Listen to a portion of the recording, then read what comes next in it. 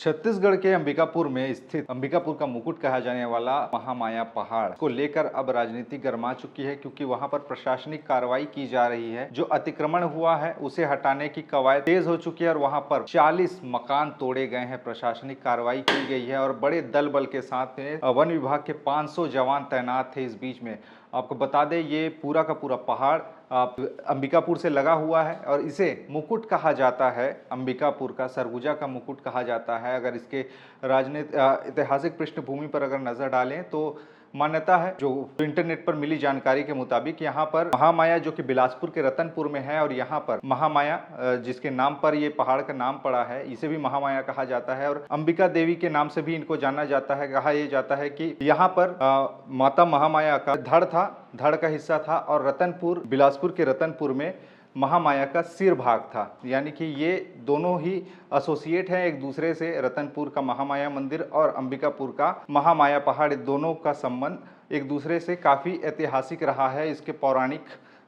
मान्यताएं भी हैं। लेकिन इस पहाड़ में दिनों दिन अवैध कब्जे की खबरें आती रही। सरकार लगातार इसको लेकर कार्रवाइयाँ करती रही और दावे भी करती रही कि हम कार्रवाई कर रहे हैं। और ये इसमें जो सबसे बड़ी चीज़ सामने आई वो रोहिंग्या मुसलमानों को लेकर, कि यहाँ पर रोहिंग्या मुसलमानों को बसाया गया है और यहीं से एक जो राजनीतिक चक्र है वो चला कि यहाँ पर रोहिंग्या मुसलमानों को बसाया गया है और इसके लिए कौन जिम्मेदार है, आखिर कब ये अतिक्रमण यहाँ से हटेगा। कि लाखों वहाँ पे लगे पेड़ों को काटा जा रहा है, अवैध कब्जे किए जा रहे हैं, जिनके पास न तो पट्टा है न कुछ है, बाहर से आके लोग यहाँ पे रह रहे हैं। और इसी को लेकर सरकारों में समय समय पर सर्वे भी होते रहे कि यहाँ पर कौन रह रहा है, कितने समय से रह रहा है, इसको लेकर। लेकिन अब भारतीय जनता पार्टी की सरकार है और उसने एक बड़ी कार्रवाई करते हुए कुछ दिनों पहले केदार कश्यप वन मंत्री वहाँ पर संभागीय बैठक में गए थे और उन्होंने इस मुद्दे को लेकर कहा था डीएफओ को कि यहाँ पर जो अतिक्रमण है उसको हटाया जाए और उसी आदेश का पालन करते हुए एक बड़ी कार्रवाई की गई है। लेकिन अब इस बीच में कांग्रेस और भाजपा आमने सामने हैं। भाजपा जहां पर कह रही कि हम ये कार्रवाई कर रहे हैं क्योंकि वहां पर अतिक्रमण हुआ है और उसको हटाने की कोशिश हम लोग कर रहे हैं, पिछली सरकार में ये सब नहीं हुआ था। अब उसी को लेकर कांग्रेस पार्टी भी हमलावर है कि यहाँ पर जो अतिक्रमण हुए हैं वो हटा रहे हैं, वहाँ तक ठीक है, लेकिन इसके संरक्षण और संवर्धन के लिए भी काम किया जाना चाहिए। और ओपी चौधरी ने ट्वीट करके जानकारी दी कि वहाँ पर अतिक्रमण हटाए जा रहे हैं, जो 40 घर हैं वो तोड़े गए हैं, जो खबरें हैं उसके मुताबिक। और उसी को आधार बनाकर वहां के पूर्व विधायक रहे टीएस सिंहदेव, पूर्व उप मुख्यमंत्री कांग्रेस पार्टी के समय में, उनका भी 2-3 ट्वीट लगातार आए और उसमें उन्होंने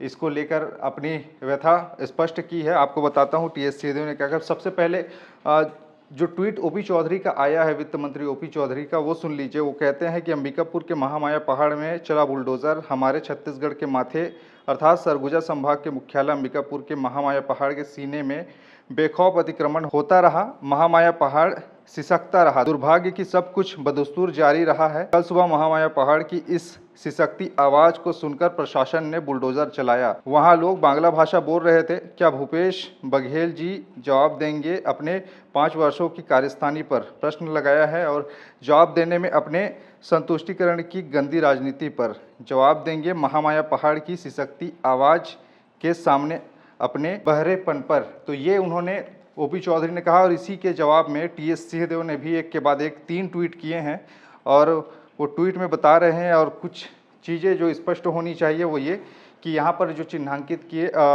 यहाँ पर 100 जो अलग अलग राज्यों से जो रह रहे हैं, इसमें जो सामने आया सबसे पहले कि झारखंड, जो छत्तीसगढ़ की सीमा जिन जिन राज्यों से लगी हुई, झारखंड और बिहार, मध्य प्रदेश, उत्तर प्रदेश, यहाँ के लोग यहाँ पे रह रहे हैं। और जो सबसे बड़े एक प्रचारित किया गया कि यहाँ पर रोहिंग्या मुसलमान रह रहे हैं, उसको लेकर अभी तक के कोई स्पष्टीकरण नहीं है कि रोहिंग्या मुसलमान है नहीं है। हाँ, इतना ज़रूर है कि यहाँ पर कुछ समुदाय जो मुसलमान हैं वो रह रहे हैं, लेकिन उनको रोहिंग्या ठहराना अभी तक किसी के लिए ठीक नहीं होगा, क्योंकि वहाँ पर प्रशासन ने भी स्पष्ट नहीं किया है कि ये रोहिंग्या मुसलमान ही हैं। और रोहिंग्या मुसलमानों से ही ये पूरा का पूरा एक पैटर्न चला यहाँ पर अतिक्रमण का, और उसी को आधार बनाकर लगातार भारतीय जनता पार्टी पेश करती रही।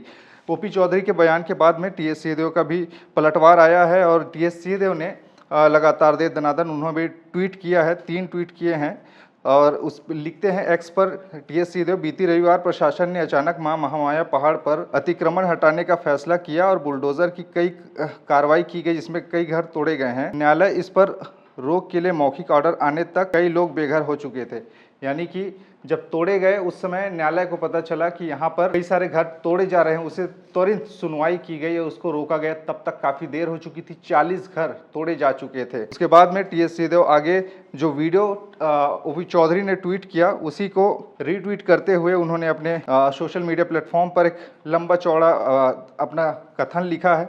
मां महामाया पहाड़ का संरक्षण एवं संवर्धन हम सबकी नैतिक प्राथमिकता है, लेकिन अतिक्रमण पर जो राजनीति चल रही है और उसे सांप्रदायिक रूप देने का प्रयास चल रहा है, यह बहुत ही दुर्भाग्यपूर्ण है और हमें मुख्य उद्देश्य से भटकाता है। भाजपा द्वारा यह चेष्टा पहले ही कांग्रेस की सरकार के दौरान की गई थी कि महामाया पहाड़ पर रोहिंग्या बस गए हैं, जिसके बाद 2022 में जिला कलेक्टर ने क्षेत्र का सर्वेक्षण अपने रिपोर्ट जारी की। रिपोर्ट के अनुसार पहाड़ पर ज्यादातर अतिक्रमण भाजपा के राज में 2007 से 2016 के बीच में हुआ था, जब राज्य और निगम दोनों में भाजपा का शासन था। इसके साथ यह भी पता चला कि ज़्यादातर परिवार छत्तीसगढ़ के सीमांत क्षेत्रों बिहार, झारखंड और उत्तर प्रदेश के हैं।